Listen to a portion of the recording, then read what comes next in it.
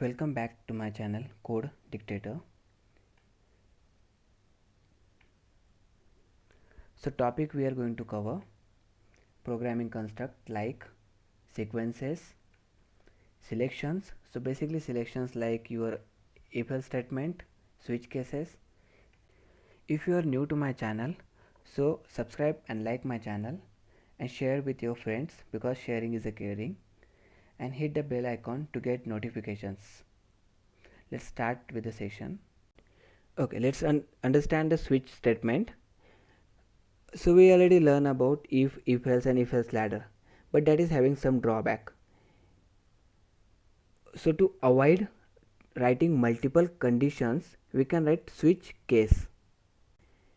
If you know about your if else ladder, so until unless it is not getting that exact match or it will not reach to a else block, it will check all the conditions like if, else if, else if I have n number of conditions, so it will go through of all conditions, so it will take a lot of time.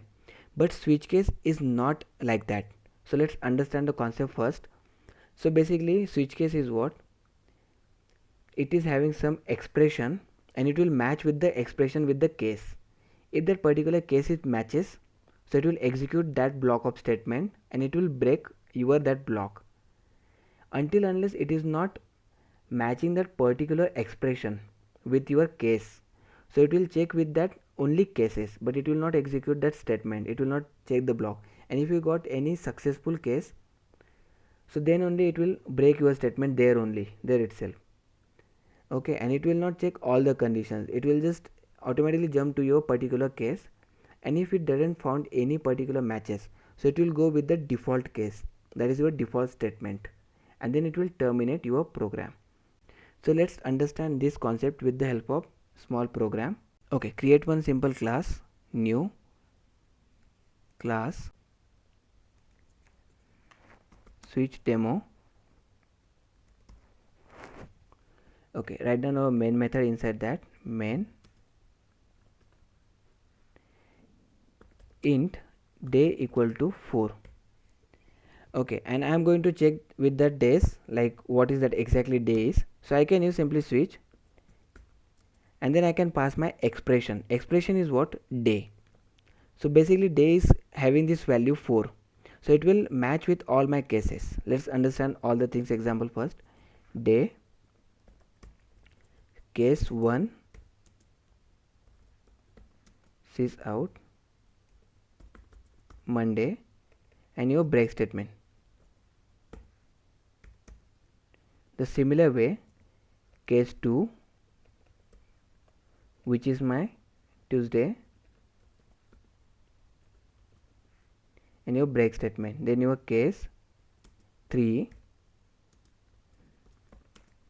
Wednesday,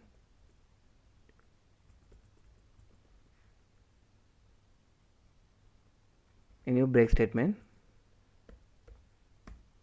Case 4,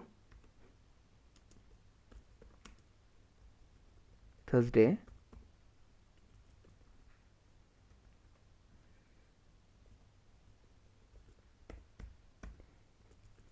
case 5, that is your Friday,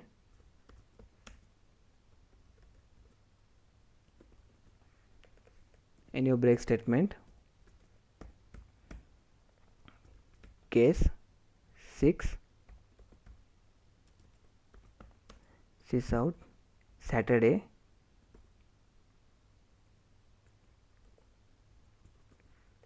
and your break statement, and then at the end your default statement, that is Sunday.